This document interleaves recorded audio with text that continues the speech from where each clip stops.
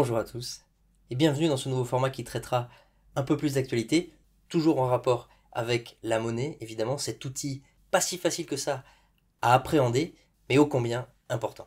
Pour comprendre les conséquences monétaires des événements qui se déroulent aujourd'hui en Ukraine, il nous faut repartir un peu dans le passé. Alors rassurez-vous, on va pas repartir au moment où l'humanité s'échangeait des coquillages ou des pointes de flèches. Non, nous allons repartir à la fin de la Deuxième Guerre mondiale, le 22 juillet 1944 exactement, où ont été signés les accords de Bretton Woods. Alors, qu'est-ce que c'est? Je vais évidemment simplifier et vous le raconter à ma façon, mais voilà ce qui se passe en gros.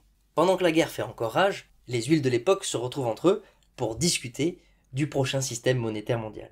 D'un côté, John Maynard Keynes, représentant les intérêts en gros du Royaume-Uni, face à Harry Dexter White, représentant des intérêts américains. Keynes propose une nouvelle monnaie mondiale n'appartenant à aucun pays et qu'il appellera le Bancor. Oui, je sais, pour certains, vous êtes en train de vous dire « Le banc quoi ?» J'ai fait pareil.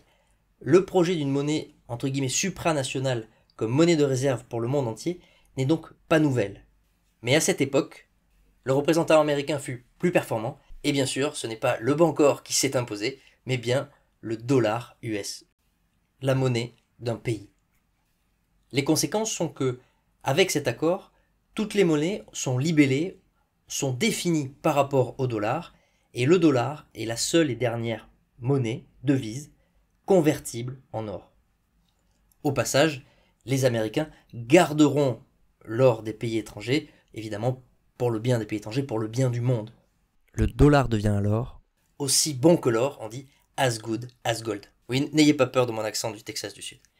La deuxième grande réussite que les Américains ont réussi à obtenir pour sécuriser la place du dollar est le pacte qu'on appelle le pacte du Quincy, qui sera signé en 1945 et qui assurera au dollar d'être la monnaie d'échange pour les matières premières et surtout notamment pour le pétrole.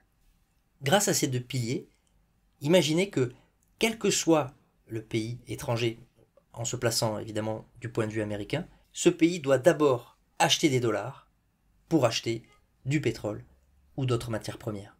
Pour ceux qui ne sont pas familiers avec la finance, il n'y a jamais d'échange gratuit.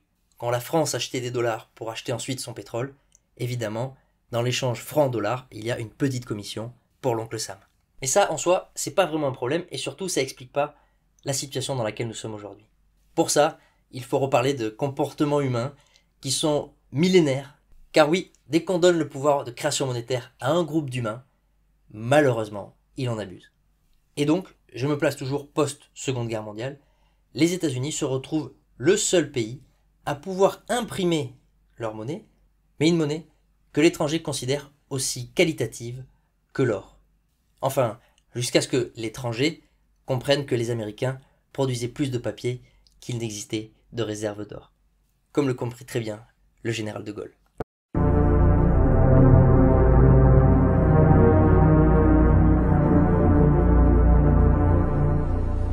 Le fait que beaucoup d'États acceptent par principe des dollars au même titre que de l'or pour les règlements des différences qui existent à leur profit dans la balance des paiements américaine, ce fait entraîne les Américains à s'endetter et à s'endetter gratuitement vis-à-vis de l'étranger, car ce qu'ils lui doivent, ils le lui payent,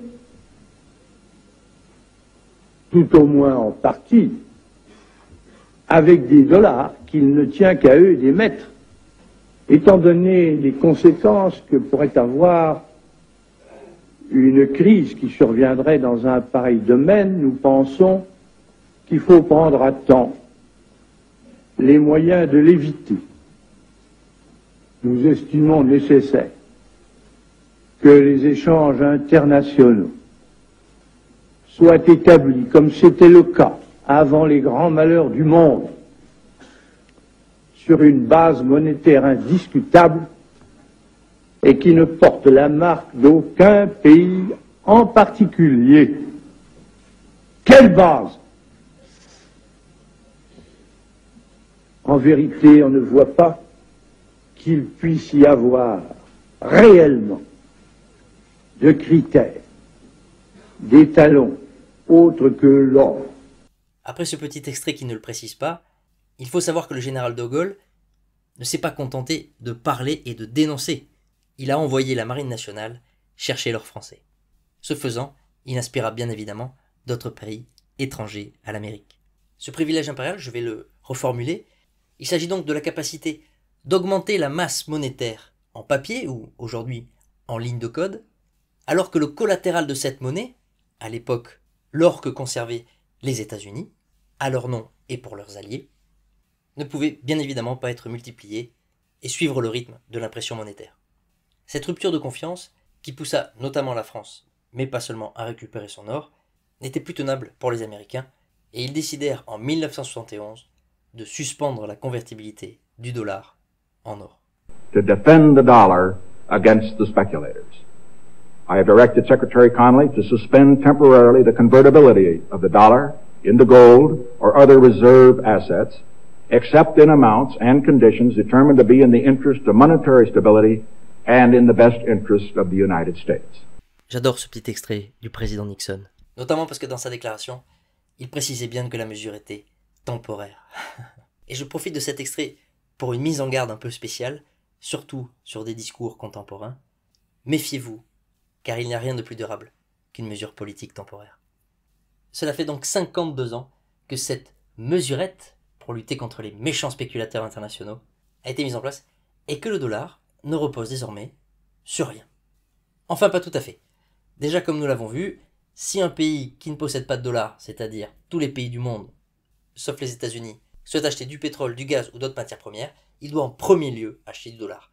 Et donc la demande en dollars a été maintenue. Et si vous n'étiez pas d'accord, eh bien, l'armée venait vous l'expliquer. Nous savons tous aujourd'hui que la raison pour laquelle les Américains sont allés en Irak était fallacieuse. Et je ne dis pas ici non plus que les intérêts monétaires étaient les seuls et uniques intérêts. Mais il est très probable qu'ils aient joué dans la balance, aussi bien en Irak, qui souhaitait donc vendre ses matières premières en une autre monnaie que le dollar, ainsi que pour une guerre encore un peu plus récente, qu'est la guerre de Libye. De la même façon pour la Libye, évidemment que ce n'est pas la seule raison, mais ça a dû contribuer. Pour un pays, détenir la monnaie de réserve mondiale est un avantage extraordinaire. Pour reciter le général de Gaulle, il parlait d'un privilège exorbitant. Car effectivement, si on remonte notamment à l'Empire romain, ce privilège impérial existait déjà.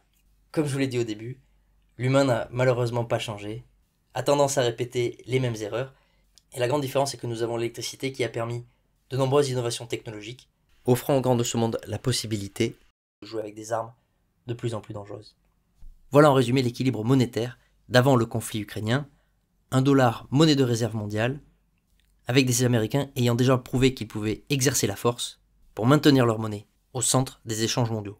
Monnaie au passage qui n'a pas cessé de se dévaluer à cause et toujours du même phénomène, la multiplication des dollars en circulation, l'augmentation de la masse monétaire qui correspond à la définition de l'inflation.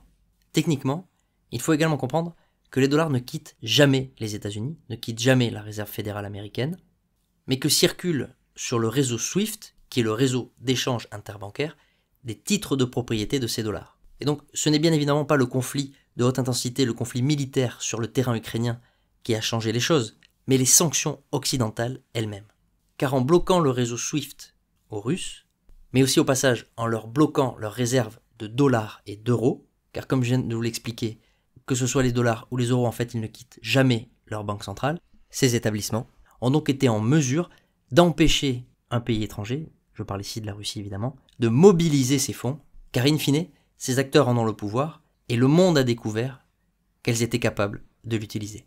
Le premier effet de ces sanctions, qui au passage n'auront pas rempli leur objectif, a été de provoquer une perte de confiance majeure du reste du monde, par rapport au dollar bien sûr, mais également par rapport à l'euro, qui commençait à remplacer le dollar, et notamment en Russie, en tant que monnaie de réserve.